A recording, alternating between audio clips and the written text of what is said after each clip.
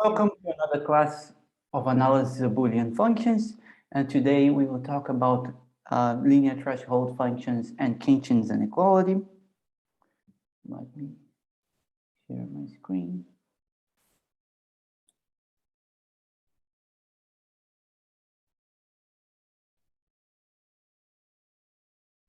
Okay. So let's start with a definition. And we already saw this in our very first class, but let me, maybe this is lecture 4, I guess.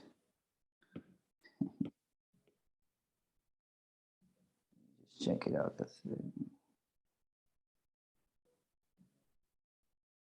Yes, lecture 4.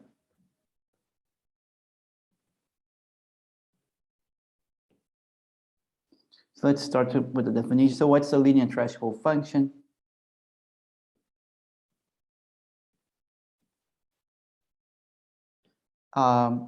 It's just a function that you can write as the sine of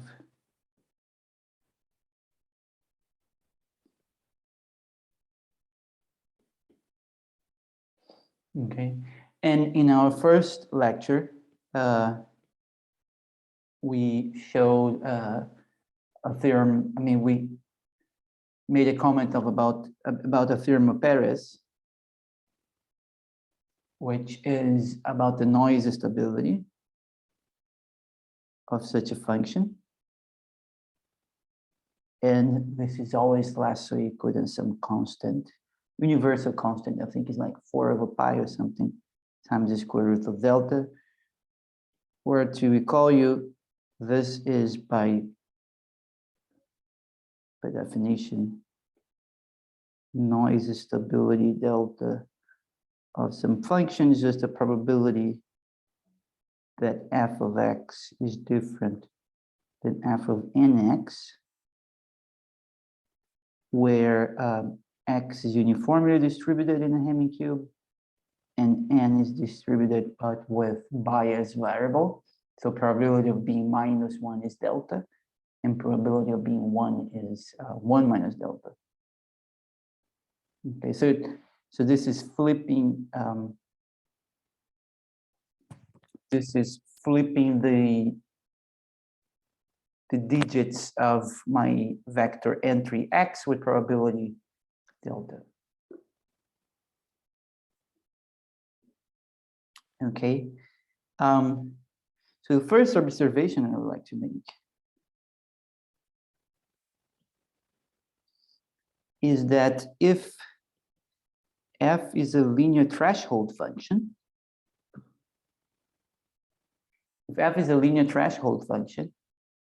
and g is just any other Boolean function,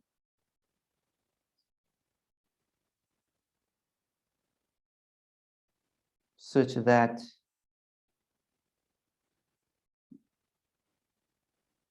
they have the same Fourier coefficients of first order,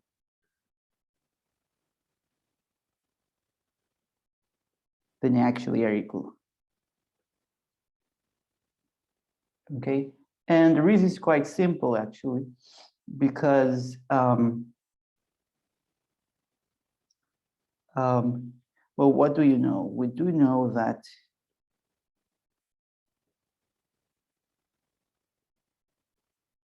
these guys,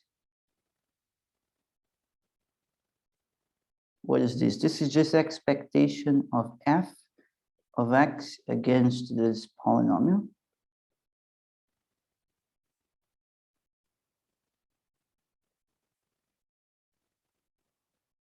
Okay. But then, well, f is the sign of that polynomial. So this is definitely less or equal, equal to this.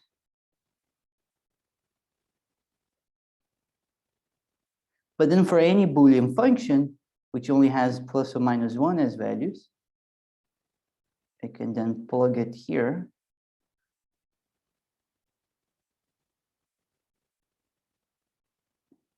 You definitely get something less or equal. but what is this? But by the same token, this is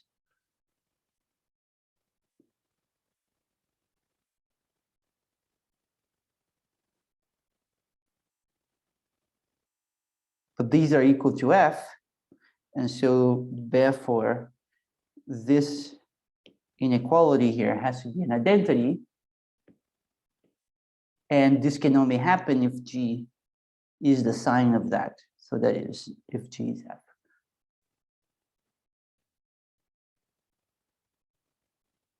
Oh, there is some. What's not? This is not moving.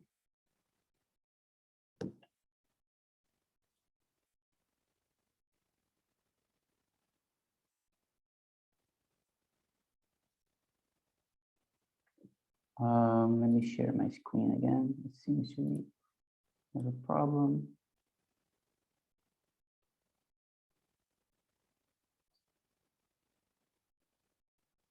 Yes, now it seems fine. Move, it does move. Okay, and then, so that's the first observation. Let me make a second observation. So, okay, so I forgot to say, so this vector is in part the contents of chapter 5 of O'Donnell's book. We already cover a substantial part of this in the first lecture. I didn't show the proofs, but I just commented about them. But then we are covering the more or less the remaining part of chapter 5. So the other comment that I would like to make is that if f is a linear threshold function, then the sum of the Fourier coefficients less or equal than k are less or equal than 1 is greater or equal than always greater or equal than a half. And there is an open conjecture which people don't know how to solve so far, is that actually this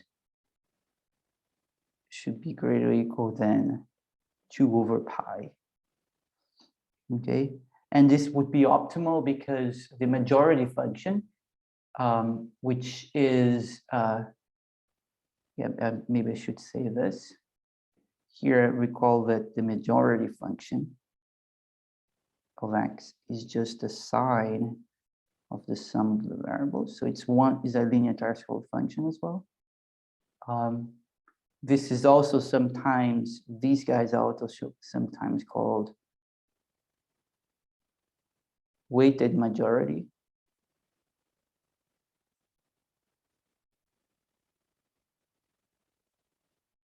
Functions.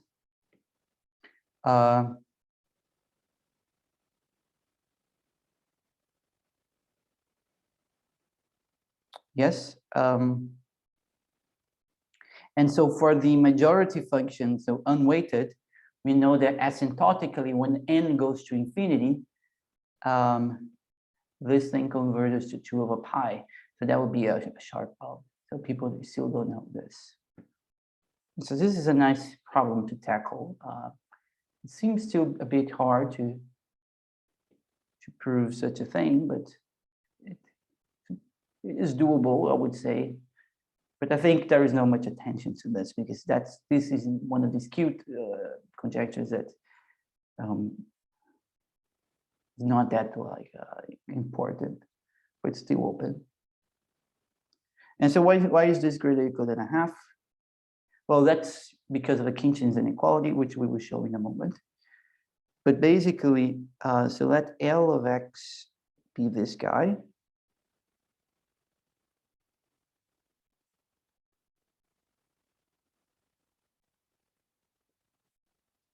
Okay, so what is the L1 norm of this guy? So now this is another function is not Boolean, is this, so L is some function from the Hamming cube to the real line. So what's the definition of its L1 norm? It's just expectation of L, okay.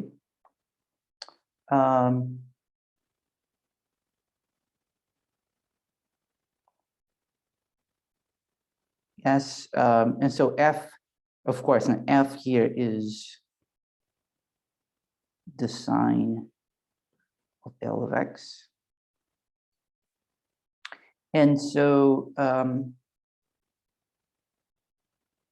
so what we can do is we can just apply Holder's inequality here. So that would be what? Less or equal than the summation of, what do we want to do here?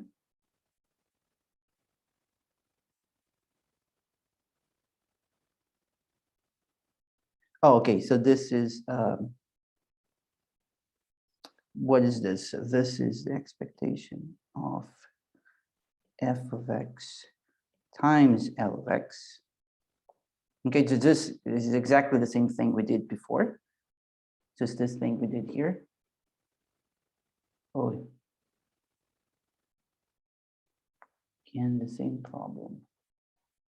Ugh. Okay, let me fix that quickly.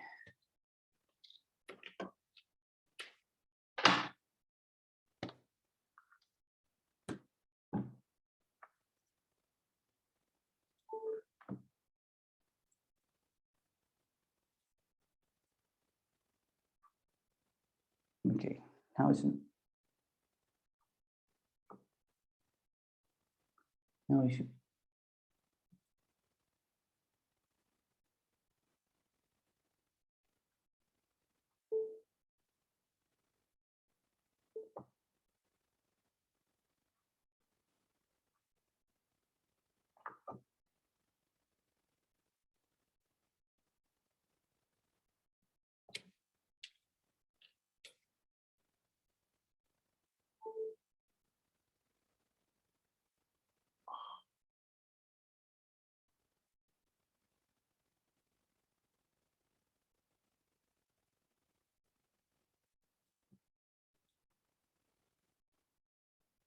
Okay, we are back.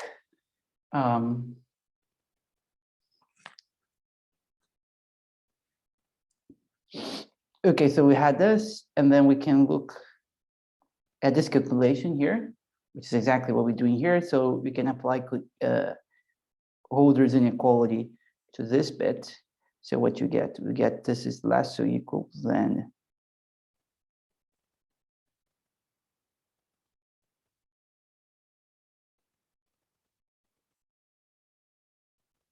and then the sum of the squares of the coefficients A, but this is exactly the L2 norm of L. And then we apply here Khintchine's inequality. And in Khintchine's inequality, we'll say that this thing is comparable to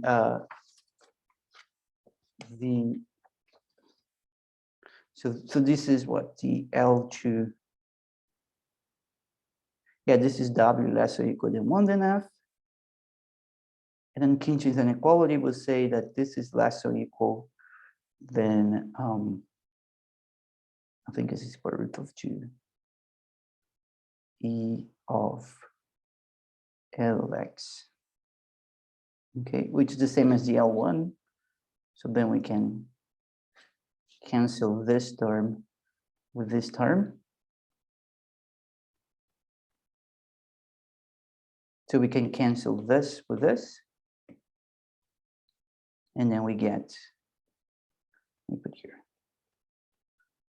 Then we get that W greater equal, oh, less or equal than 1.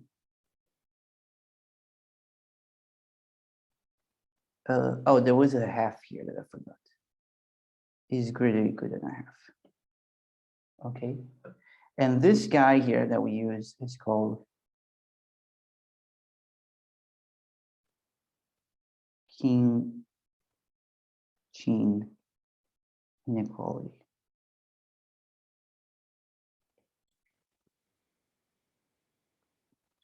So this is the Khintchine's inequality, and this is problem 2.55 in the book. However, I'm going to give you here a more generalized version of this, which perhaps doesn't have these exact constant here, but in any case, it will be very useful later on. So theorem.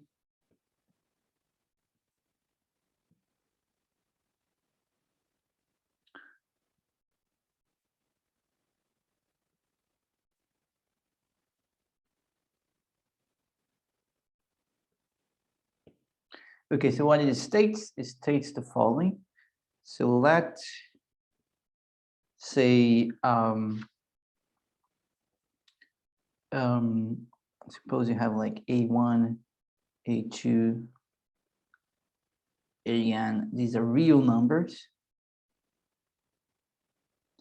And P is some number between 0 and infinity.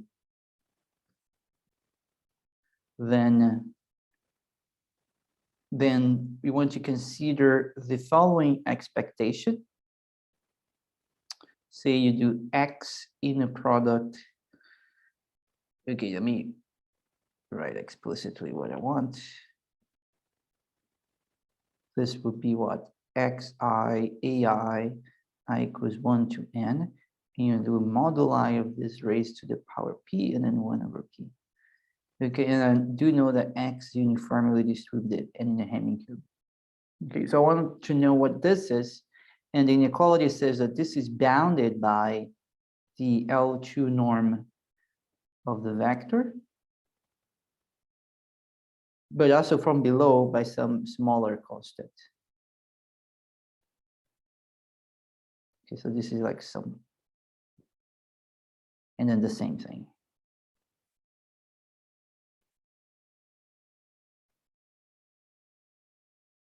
So what this inequality is saying that, well, if you have a sum and you're applying some moduli in the sum, say I want to know the average of the moduli to the p of the sum.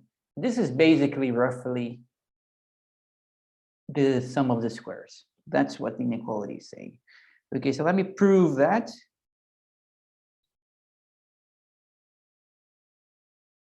Before I prove that, let me just comment how one can apply this inequality here. So if the A0 here was 0, then I could just directly apply this inequality going from here to here, because this bit here is just exactly equal to that time. So I could just apply this inequality for the case p equals 1. Maybe I would get different constants, so a different lower bound here. Problem 2.55 tells you to come up with this a half. And if this guy is not 0, then the usual trick is that you add a new guy and consider now x naught up to xn plus 1 as something in the Hamming cube n plus 1.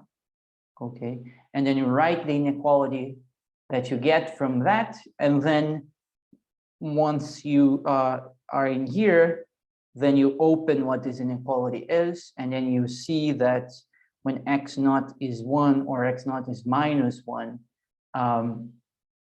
basically you get you can bound both terms by the same inequality. I mean, it's an exercise.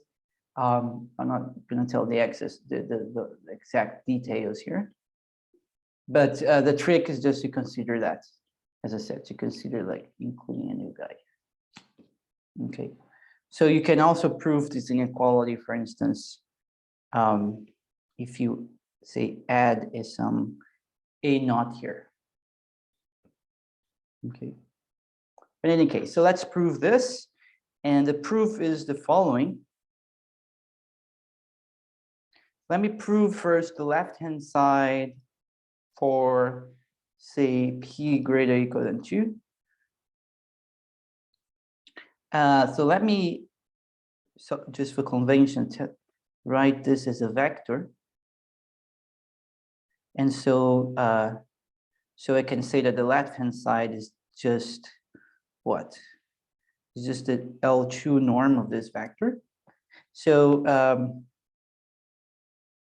so what L2 norm of this vector is squared? Well, we do know that this is just xa squared, just by Blancharel.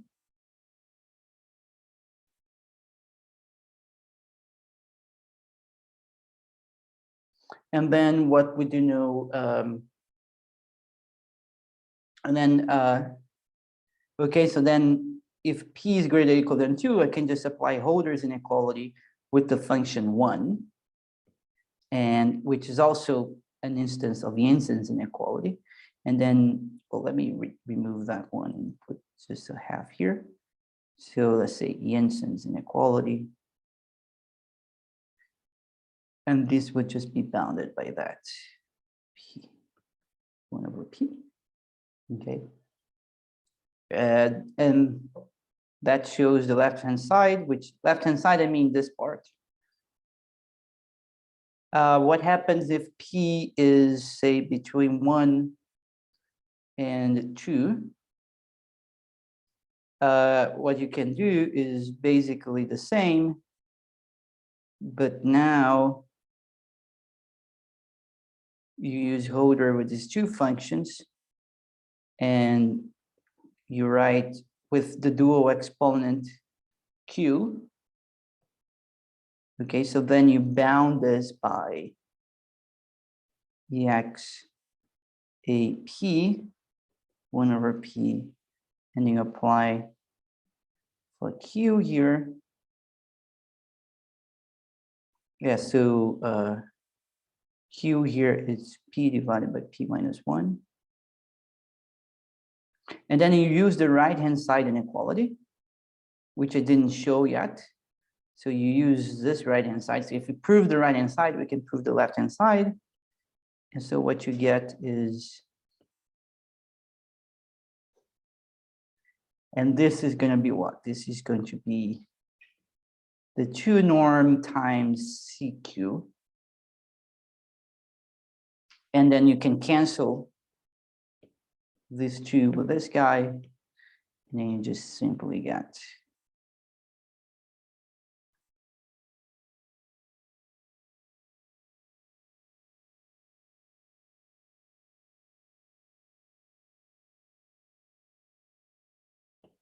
be fine. And what about the left-hand side when P is less or equal than 0? Then the trick is basically the same.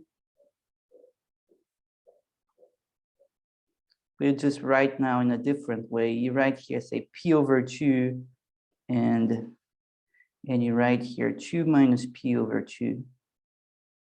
Okay, and then you apply Cauchy-Schwarz with 2. So then you get P here, a half, and then you get, let me write this below.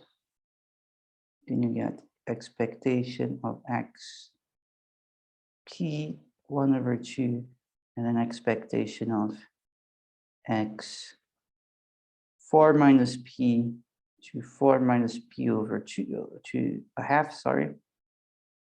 And then you apply the right-hand side inequality again.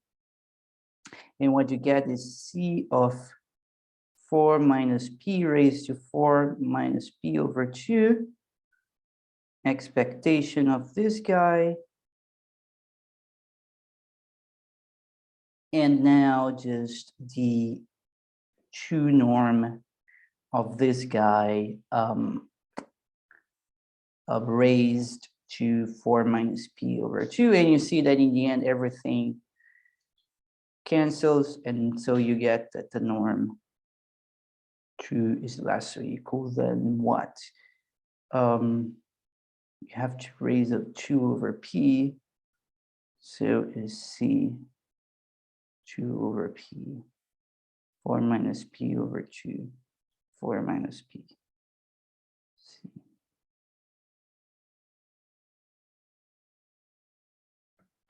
Okay, so bottom line, if you prove the right-hand side inequality, you can prove all the left-hand side inequalities. Okay, so now let me prove the right-hand side inequality.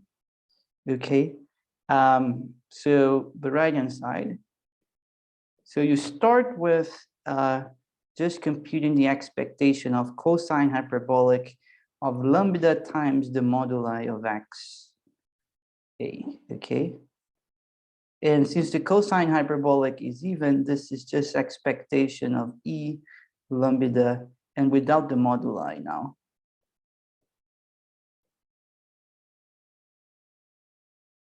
Okay.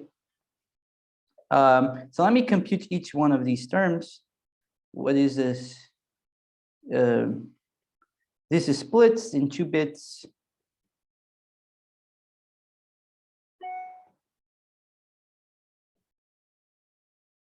And the estimation for each one of them would be exactly the same. Let me just estimate one of them. Well, this is what? This is product of the expectation of E lambda X I A I, which we know that's just product of, this will be exactly cosine hyperbolic of lambda AI. Okay, but we do know that cosine hyperbolic is less or equal than lambda squared AI squared over 2. And so this is what? E lambda squared over 2, the L2 norm of this guy squared. And the same for the other term. So in the end, we conclude that expectation of the cosine hyperbolic of lambda moduli of XA is less or equal than this. Okay, but this is definitely greater or equal than any, for some constant, little p, the power of whatever it's inside, to the power p. Okay, because cosine hyperbolic grows as fast as any power, and at 0 is 1, so I can definitely bound by this from below for some constant Cp. And so what you get is,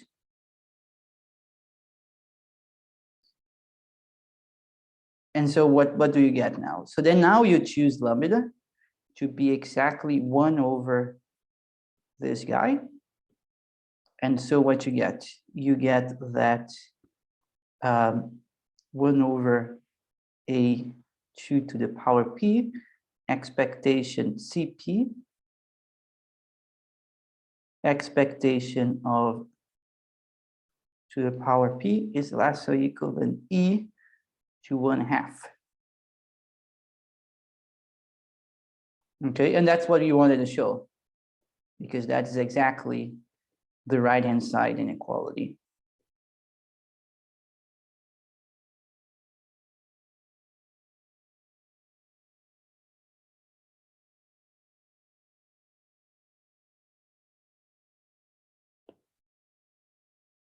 Okay, and so that finishes the proof. So Khintchine's inequality is an inequality which is very useful, and that we'll be using a lot in later topics we will see. Okay. Okay, so what I want to do now.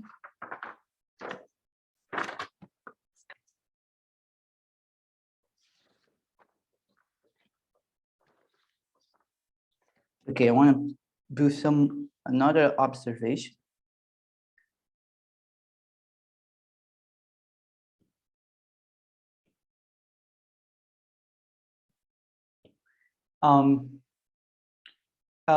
Let me define, this will be a definition.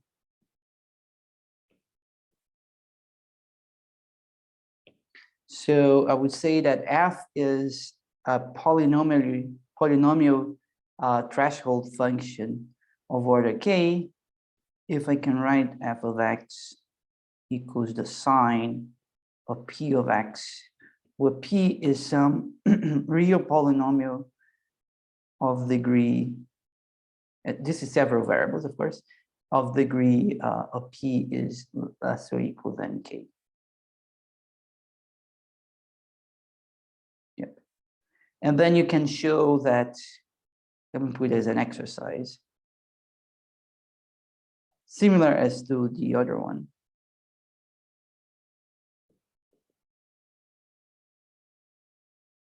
That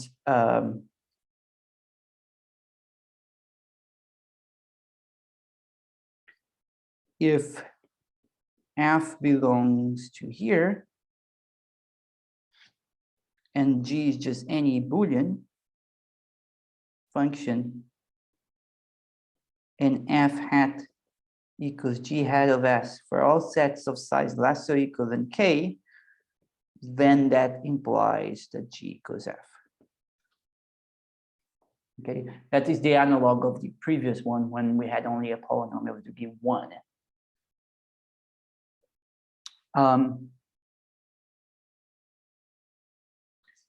Yes, and another observation.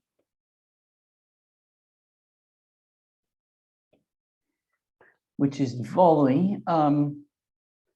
So recall that we showed the following inequality.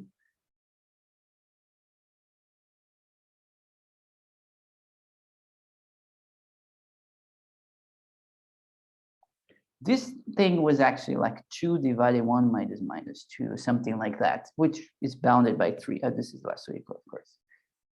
Okay, so that's how we know that that's the inequality that shows that if F's noise has some good noise stability, then you can say when the Fourier spectrum of F is concentrated.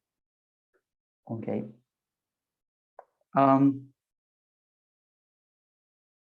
So if suppose that this thing is less than delta, okay, so then I can define some and say f is in here, okay. Then can I say that I can, so the question is, can I approximate my function by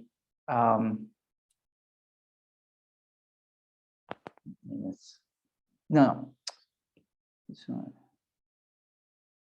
Okay, so recall that. So assume that we have this, okay?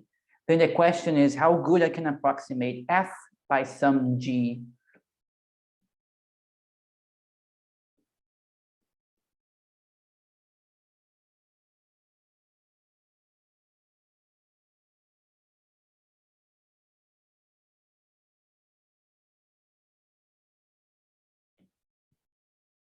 That's the goal.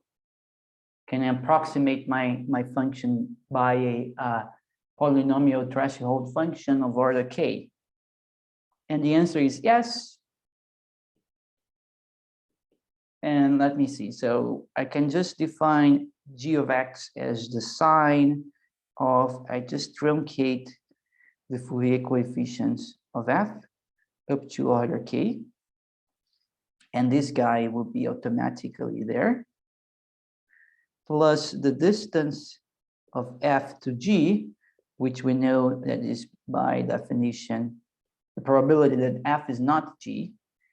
This is also the expectation that f is different from the sign of h, where I will define h to be this guy here, this function h, this polynomial. But then that is less or equal than what? Well, that is less or equal than this, because we did that at some point as well. Because, well, if f has a different sign than h, then suppose that f is 1, for instance, and then f minus h, well, h will be negative because it has different signs, so it'll be bigger than 1. So this is a square. So this number here will be bigger than 1, so bigger than 1. And if f is minus 1, then the other sign will be positive. So this would be like minus 1.1 or something like that. When you square it, it's also greater than 1. So you can bound by this. Okay. And then what is that? Well, that by definition is, well, I'm just removing all coefficients up to order k. So that is equal to that. Okay, and then we can apply the noise stability inequality. And so, and this is less or equal than 3 delta. So we concluded that the distance of f to g is less or equal than 3 delta. So again, controlling noise stability controls the sort of a, how can I approximate my function by a polynomial threshold function, or polynomial threshold. Okay, so then the last result that I want to explain today is the following. Let f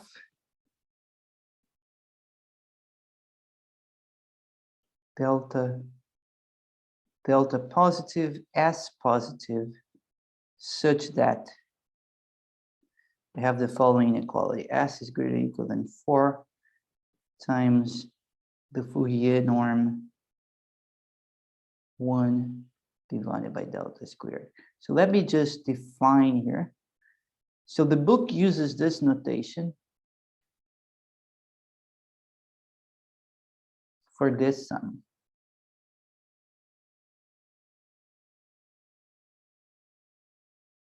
One over P. I will instead use this notation to denote the same sum. Okay?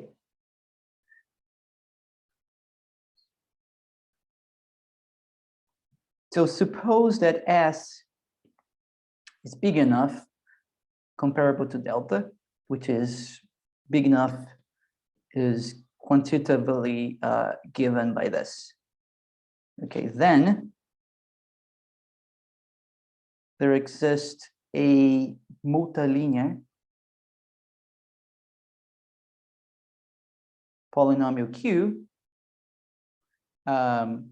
say Q also real, with at most S terms. So recall that a multilinear polynomial is just a summation of something like Qj, Qs x to the power s, where s is a subset of n. Okay, that's a multilinear polynomial. And I'm saying that there is at most little s terms in the summation. So there are most like, so then that's the same to say that Q is equal to like a x to the power a, where a belongs to a certain family of subsets of f, and the cardinality of this family is less or equal than little s. That's what it means. So these are most s terms, such that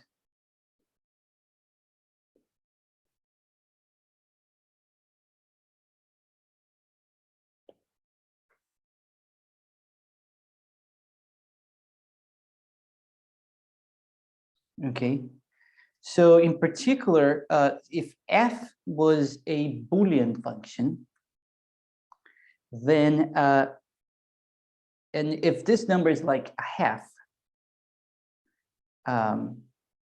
then this is just like 1 or minus 1. And I have a number that is closer to a half to this, for instance. So I would know exactly what the value of f is by knowing the sign of this guy Q. Okay, and so therefore the sign of this guy Q would be exactly equal to f, as long as I can make delta small. If f is not Boolean, then we have this result. Okay. So this is one way of saying that, okay, I can approximate my f if it was Boolean by the sign of Q as well. So in a way, this is a generalization of the previous result we just showed.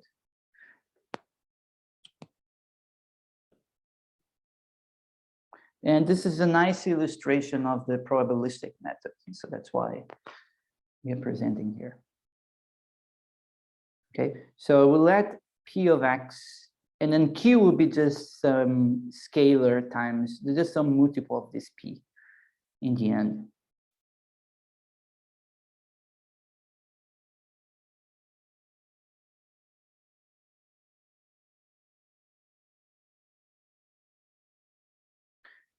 Okay, so I should maybe change the thing. Let me change this S here because my little s and my capital S look very similar. So let me put, say, this K here. The K here. Let me put the K here. Okay. Where S1 up to Sk are identically and independent distributed random variables with the probability that Si equals a certain set S prime is defined to be S prime divided by the norm 1 of F. Okay, so the norm 1, once you normalize F, is gives rise to a probability distribution of a sets, and you choosing these SI to have that probability distribution and also to be independent draws from it. Okay.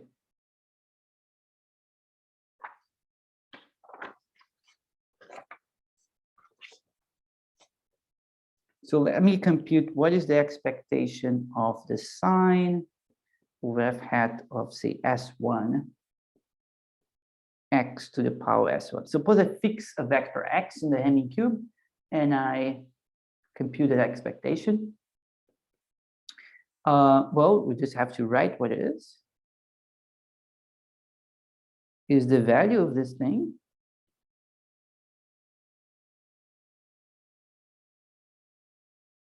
times the probability of choosing S prime, which is this. So this is exactly just f of x divided by f hat 1. So therefore, if I take the expectation that p of x for a fixed x again divided by k minus f of x 1, and I want to know when this is large, say greater or equal than epsilon. Okay, we do know Chernov's bound for this, and this is less or equal than 2 e to the minus epsilon squared k, because you have k terms divided by 2. This is Chernoff, which we proved in the last in the previous class. Okay. Why is this the case? Because, well, P is just a sum of independent random variables. Okay. These guys are independent, and all they have the same average, which is this guy. So if I make an average of this sum and compare with the average, and I want to know the displacement from the average, then we can apply the bound we had in the previous class. Okay. And then we use the assumption that k is sufficiently large, so replace k by this. And what you get is 2 e to the minus 2n, because k will be like 4n norm of f1 divided by delta squared. Oh, not exactly this. Let me just x squared, and then this is 4n. What else is k? Norm of f1 divided by delta squared.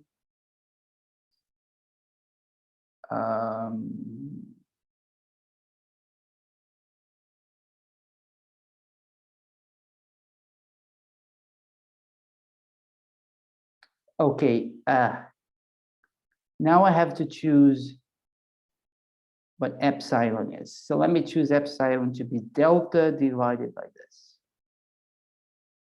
So then this would be, the deltas will cancel, the norm f1 will stay. Oh, there was a 2 here that didn't cancel. So then 2, and then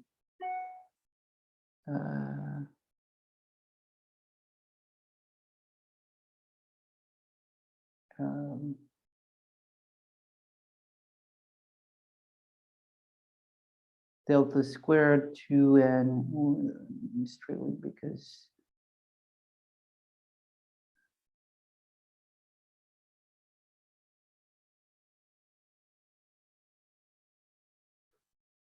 everything should cancel in the norm. 1 is not canceling. Let me see. I have the wrong assumption. Oh yes, I am with the wrong assumption. This has to be the square here.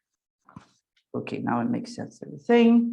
And so this is the square. And so if I replace by that, what you get is basically just the delta square cancel, the norms cancel, and we have just this guy. Okay, so then I conclude that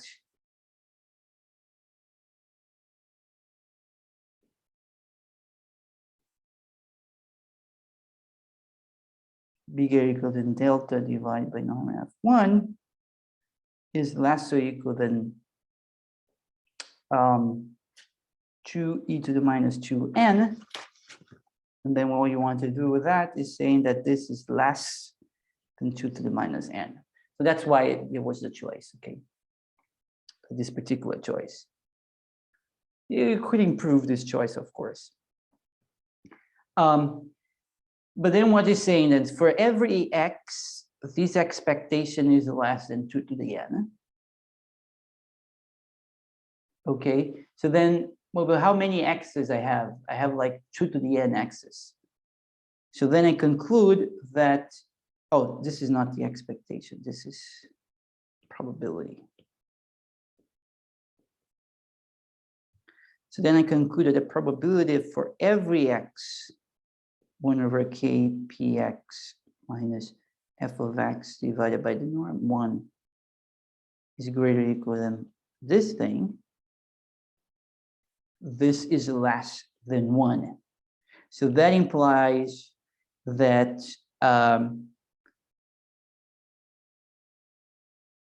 that there is a choice of these random variables Si.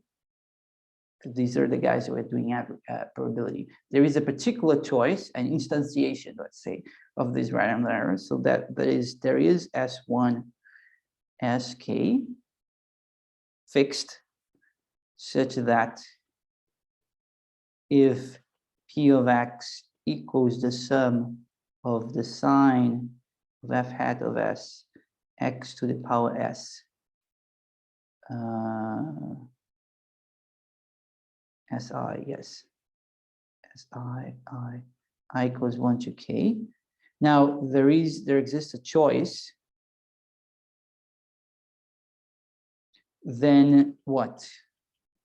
Then this is true for every x. The opposite of this is true for every x. That means there's a supreme norm.